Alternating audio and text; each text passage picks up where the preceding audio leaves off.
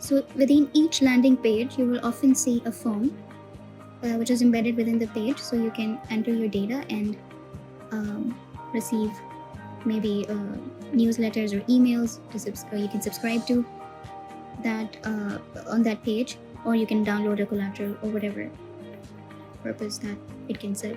For now, let's just create a form. The basic purpose of creating a form is obviously to gather the lead data. We will just hit on the create a form button, and let's just create. Now you can see a variety of options for within the forms. Most oftenly we refer to the embedded forms view, in which once you define and customize a form, you can share its embed code with a developer who can then embed it with one of its landing pages. So let's try with the embedded form option. Okay, just like the emails here, HubSpot also offers the templates for each of these forms. You can either choose to create from a dummy blank page, blank form, or alternatively, there are a couple of templates which are available. For instance, let's say we are going for a registration or a contact us form or support or an ebook download. For now, or let's say we are going with the contact us page, right? You want to design a contact us landing page in which any visitor would enter the information, and later you can pick up the marketing and sales efforts for that contact. So let's go and check out this contact us form. This is the form preview where you can see the email, first name, last name, and any message that they want to share while filling out the form. So we're going to go ahead and start. Okay, here again, you can create.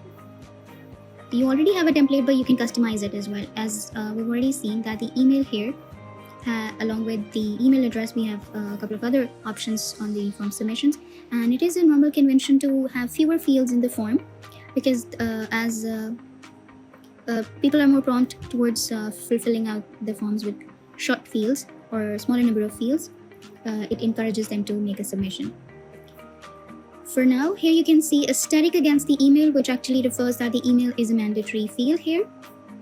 And if you want to make any other property or contact field as a mandatory, you can click on the more and make required section. So this is how it would be configured as a temporary field.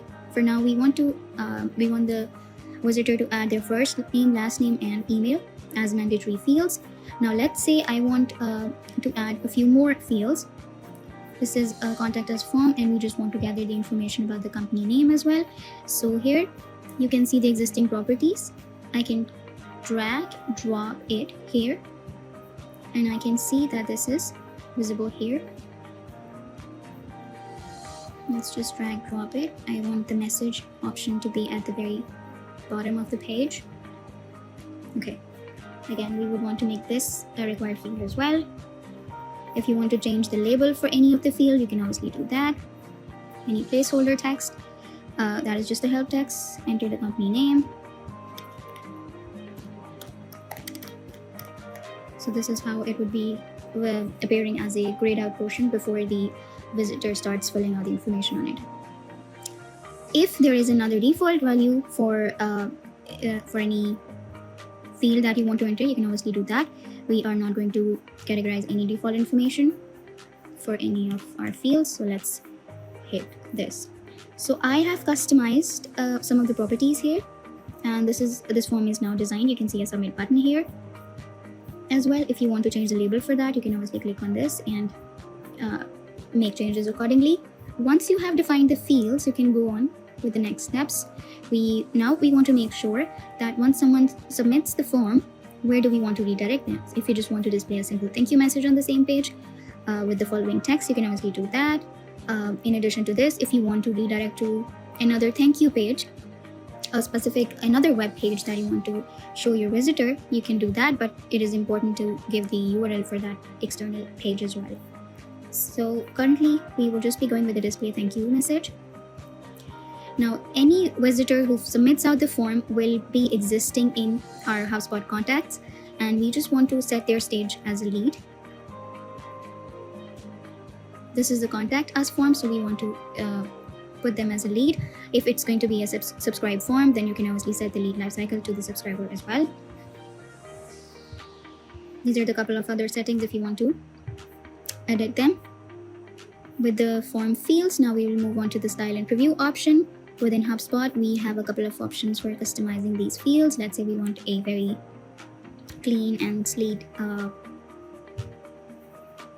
form fields, or let's say we want to have a very narrow approach towards the form fields. You can select either of this. If you want to preview it for the other templates, you can obviously do that. And we are done with the form as well. Once I have changed all the fields, I would now move towards the publishing this form. Before we publish this, you can see there is an automation workflow here. I would not be covering this in this section because to apply the automation workflows on any form, we would need to upgrade the package. So let's just skip that. We will simply go to the update button and hit the publish.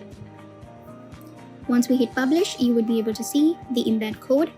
You just need to copy this embed code and share it with your developer to put it in their website, wherever you want to embed this form. This is how this form would be reflected on that page. For now, we will just give you a demonstration of how our contact us form on the Xgrid website appears. At the very bottom of this form, you would now be able to see our current contact us form. This is how this has been listed on our website.